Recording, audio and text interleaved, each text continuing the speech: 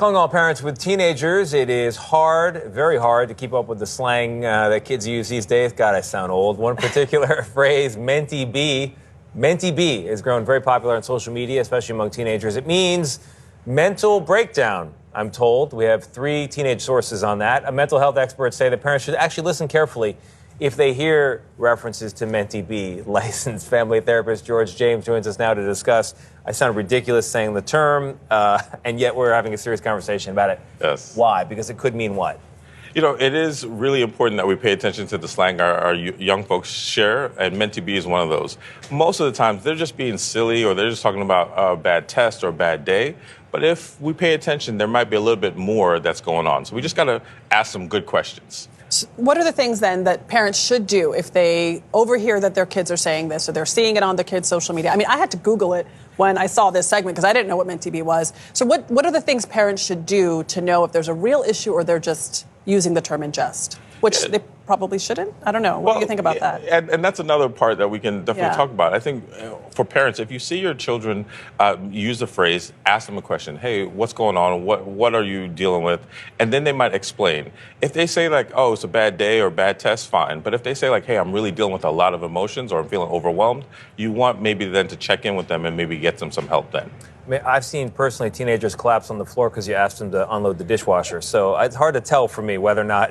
Teenagers or toddlers? Teenagers. I mean, well, I know some adults too. Oliver, stomp off up the stairs. You know, I just did it yesterday. Yes, you got to do it every day. That's how it works. Dishes come. But so, how do you know? I really actually struggle to know when it's just normal teenage moodiness and something more, like a genuine mentyb. Most teenagers will show you that it's just not just a moment, but it continues over and over. They'll show you like at the dinner table, they'll show you at school. It shows up in multiple places that they're dealing with something and struggling. So you want to pay attention to the patterns, but also like you want to be cool and not just overreact to everything. Sometimes it's just a tough day and you want to show them it's okay to deal with a tough day.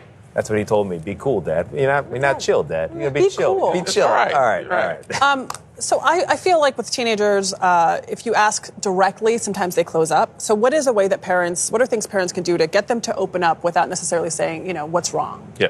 One of the ways that we do in our own household is that we try to do daily check-ins. We ask like, what are your highs and lows or roses and thorns? Just kind of normal. So you get to know what's going on with them.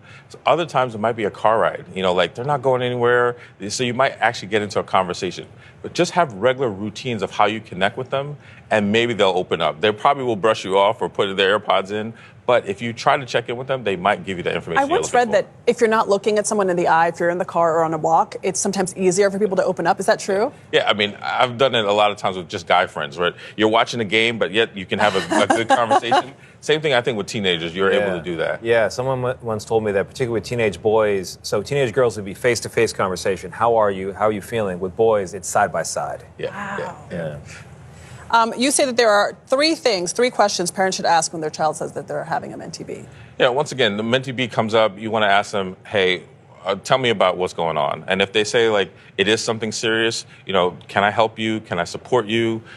Is this just a day? And then you also want to be able to say, like, is there a way that I can get some help? And one of the things I recommend for lots of parents, if it doesn't come from you, have a trusted family member that they can talk to your kids. Hey, can you talk to auntie or uncle so-and-so, and maybe they can get the inside scoop. Do you have any follow-up slang we can use? So if your teenager says, I'm having a mentyb, can you be like, for real, King, no cap? No, you don't want to do that. Is that what you say? That's when you really start to feel like you're too old. I've learned. I don't know all the slang, but go off now.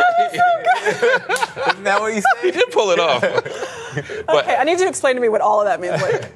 Go to Know Your Meme, that's one way, or any of these slang dictionaries. That There's will help a website, you. Know Your Meme? Know Your Meme is one of those places where That's how you can tell he's a family therapist. Man, He's handed out that website before. Wow. He's got it written down on a piece of paper. That's how I have to learn. I got to stay connected.